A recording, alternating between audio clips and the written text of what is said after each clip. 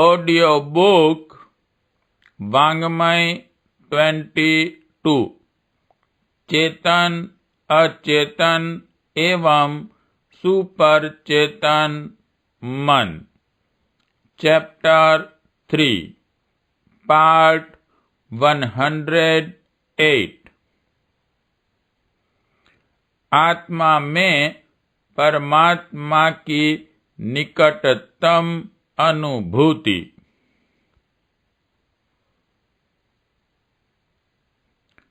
ईश्वर ज्ञान की वस्तु नहीं है, इसलिए वैज्ञानिक उस संबंध में कोई निश्चित विचार देने से हिचकिचाते हैं। तो भी वह इस बात को मानते हैं कि संसार में एक कोई ऐसी वस्तु अवश्य है जिससे निकलकर ही यह विविधतापूर्ण संसार आया।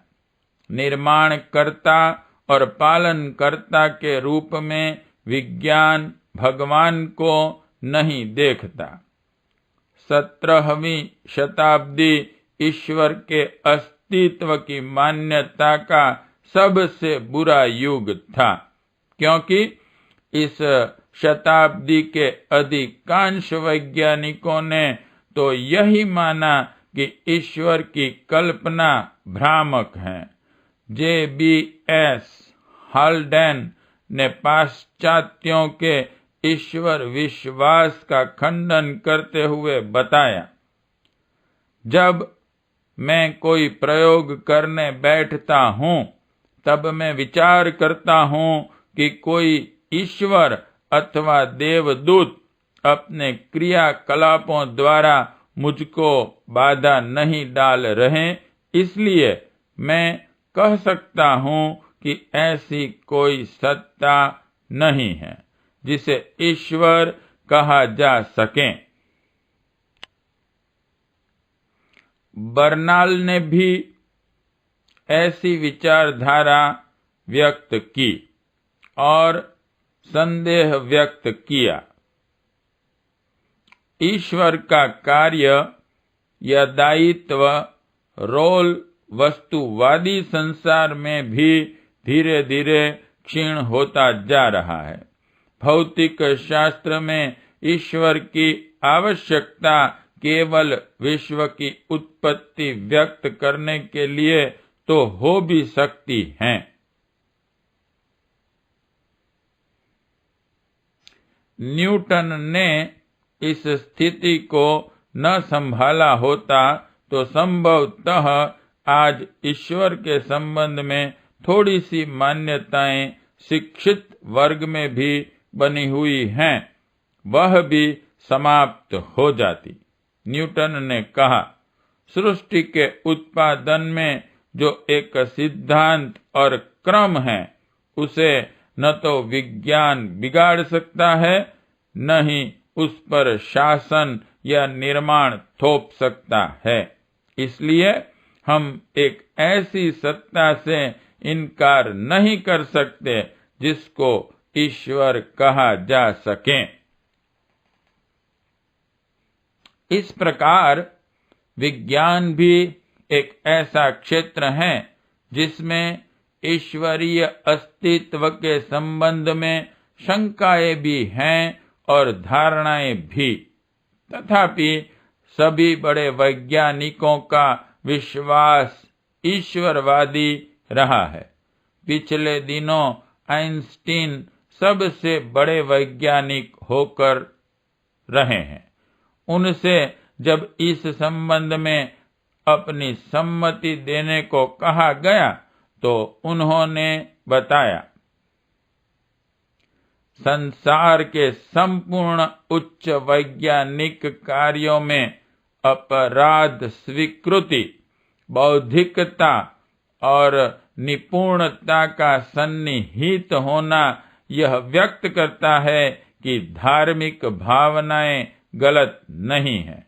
इसलिए गहन भावनाओं से घिरे हुए इस विश्वास को हमें मानना ही पड़ेगा कि ईश्वर हैं और वह एक श्रेष्ठ मस्तिष्क हैं जो संसार के अनुभवों में स्वयं व्यक्त होता है।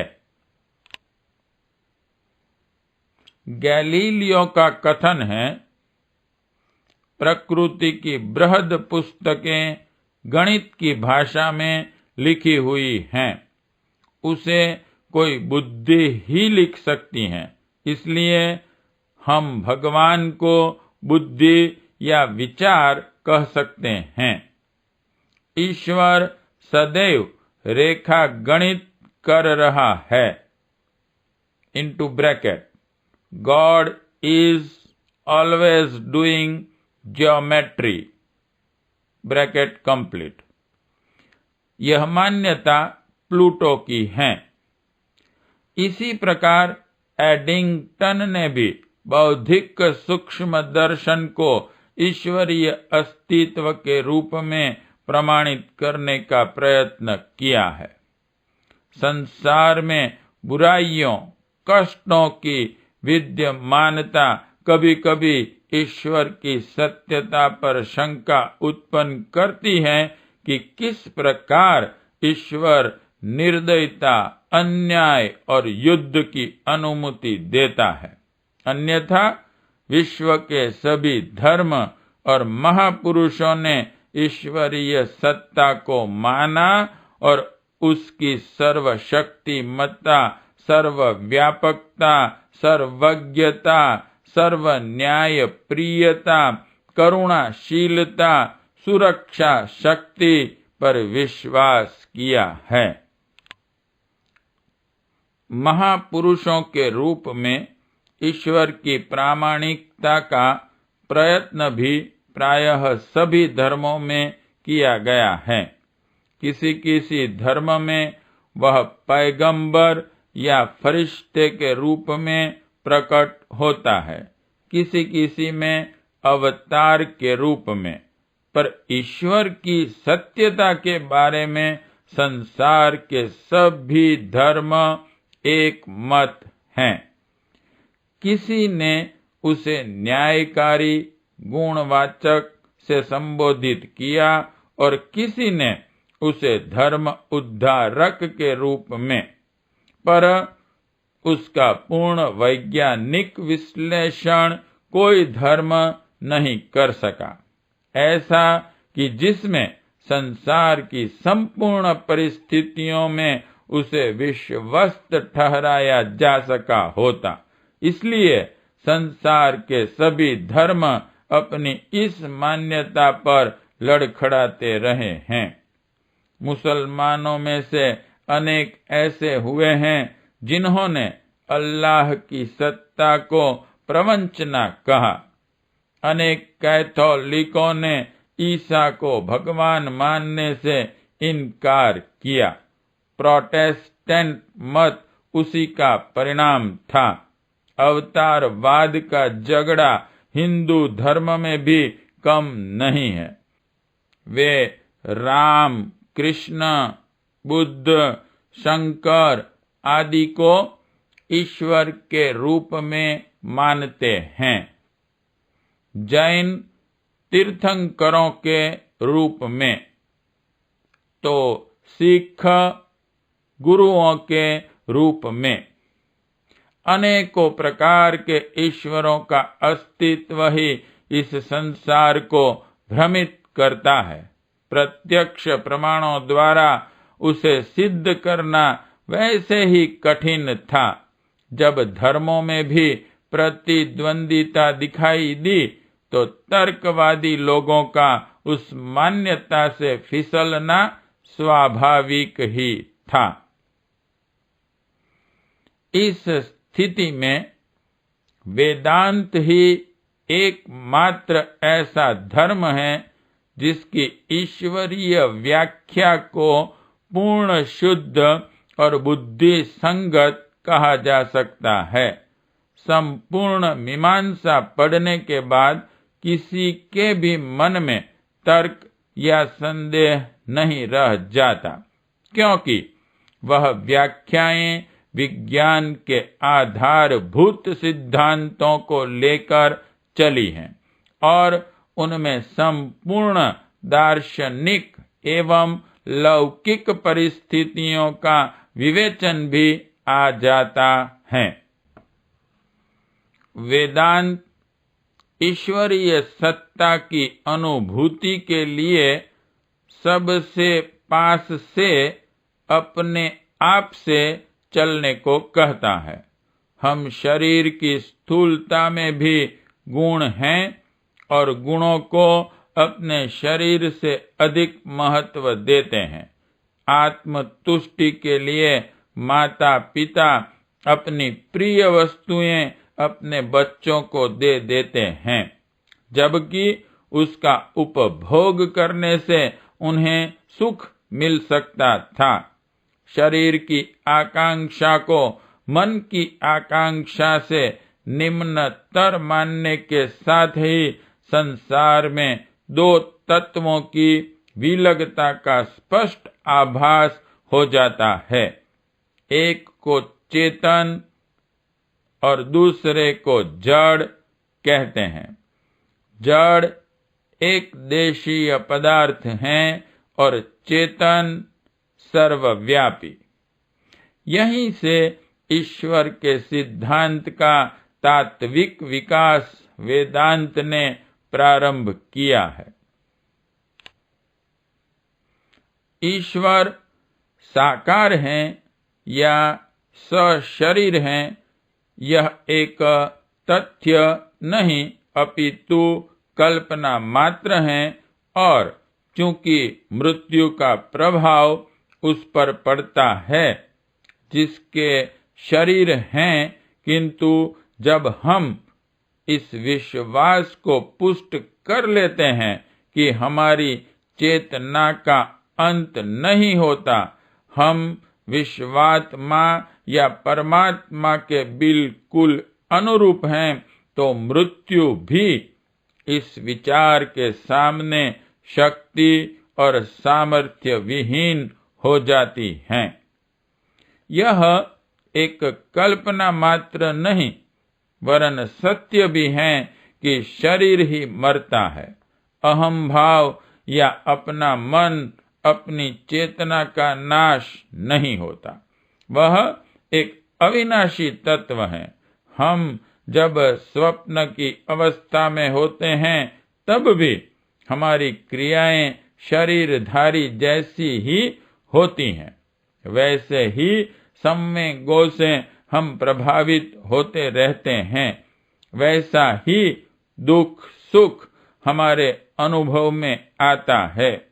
इसलिए उस स्थिति में भी हम जीवन से बंधे होते हैं।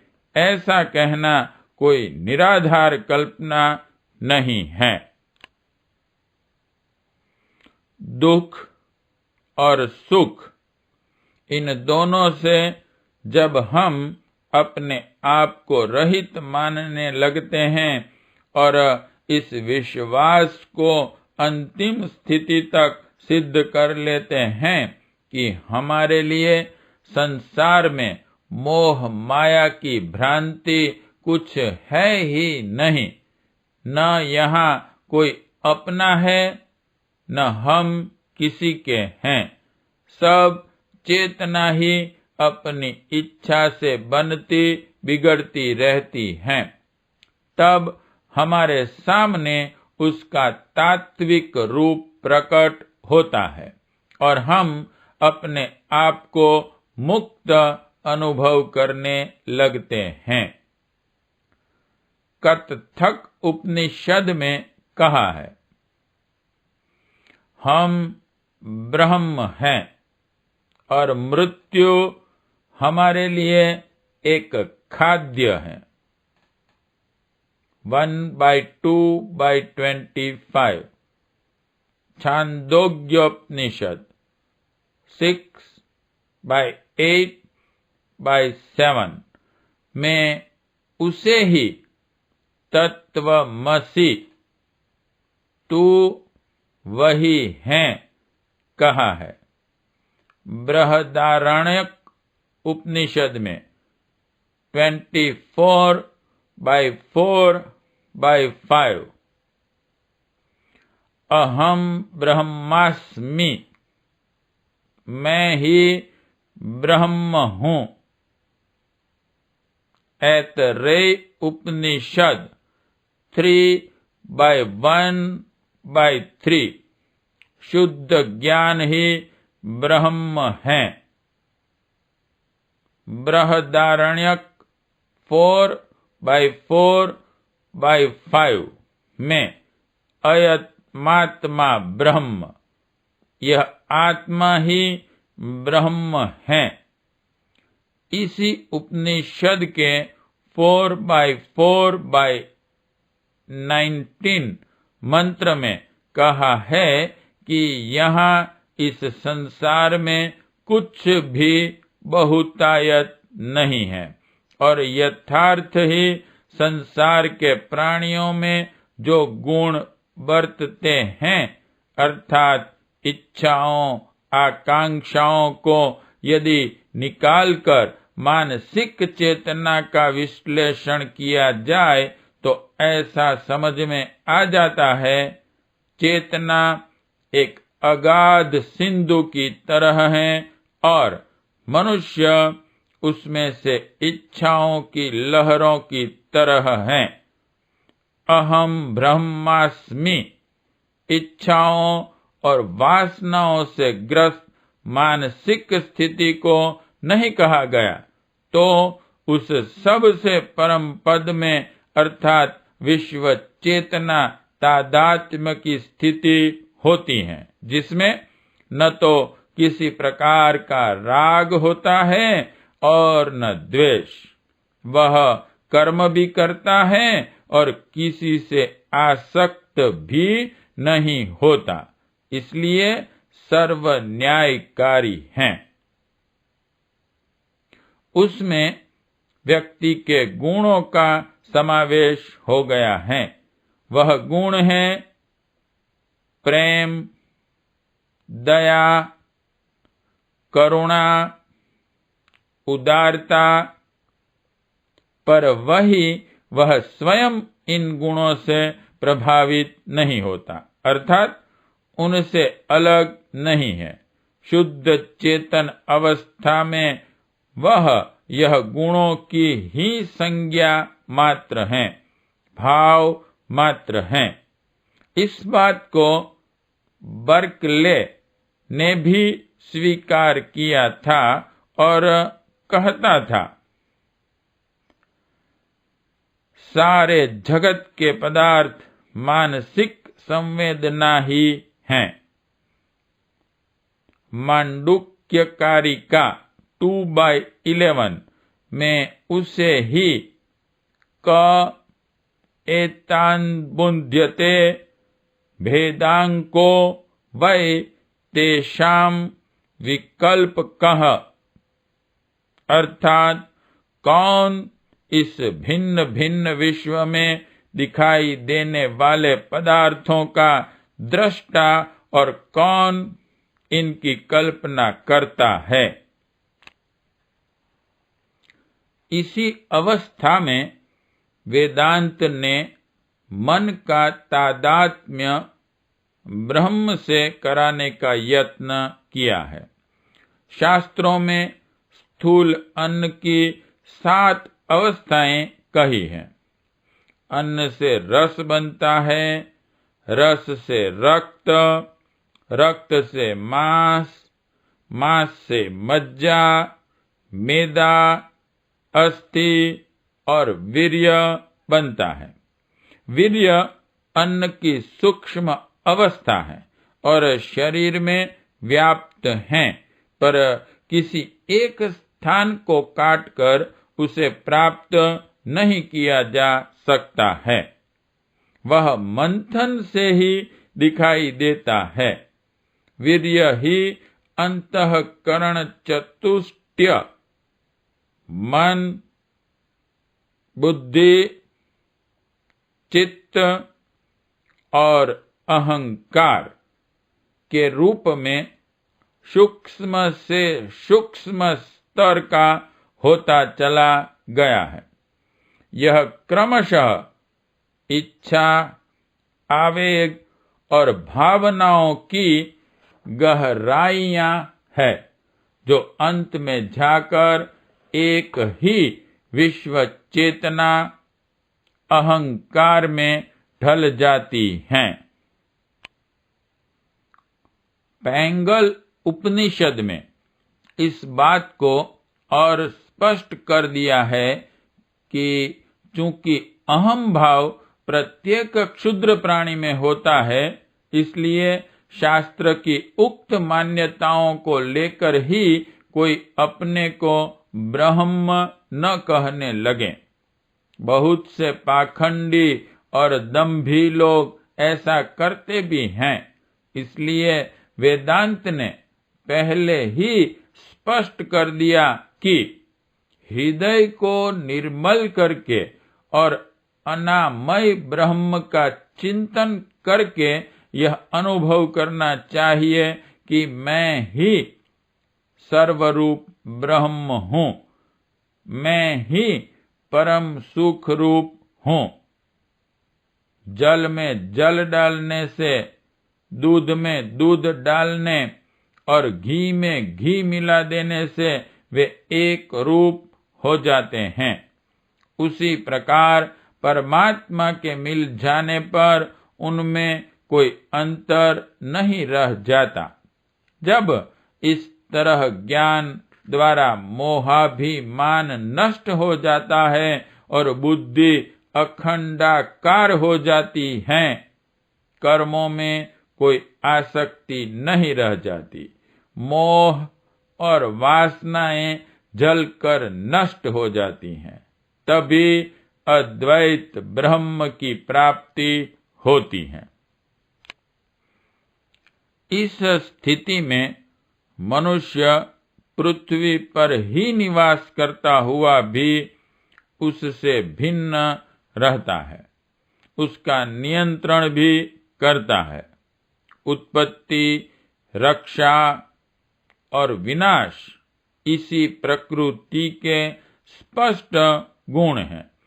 वह अच्छाई और बुराई से परे तत्व रूप मात्र है।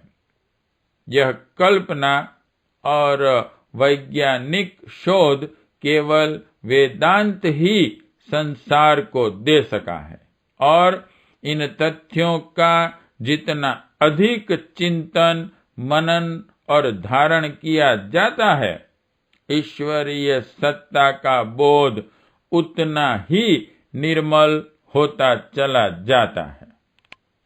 उसके लिए न तो मनुष्य को कहीं अलग जाने की आवश्यकता है और न कुछ और अध्ययन की। गीता के 9वें अध्याय में इसी तथ्य को स्पष्ट करते हुए भगवान कृष्ण ने कहा था,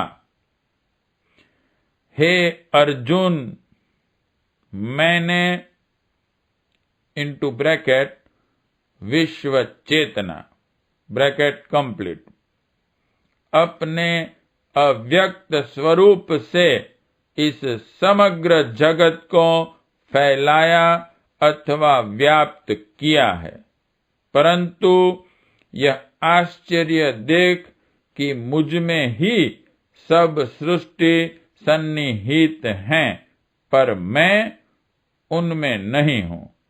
कल्प के अंत में सब भूत मेरी प्रकृति में आ मिलते हैं और फिर कल्प के आरंभ में मेरी अध्यक्षता में प्रकृति ही सब चराचर सृष्टि को उत्पन्न करती रहती हैं। अदृश्य की इतनी अच्छी शोध किसी धर्म में नहीं हुई। यहाँ उसका विकास भी किया गया है। जीव को ही ब्रह्म रूप में शुद्ध करके उसके सर्वव्यापी, सर्वज्ञ, सर्वशक्तिमान, शुद्ध चैतन्य, मुक्त, कर्माध्यक्ष, साक्षी और दृष्टा स्वरूप को प्रमाणित किया है। पार्ट 108 समाप्त।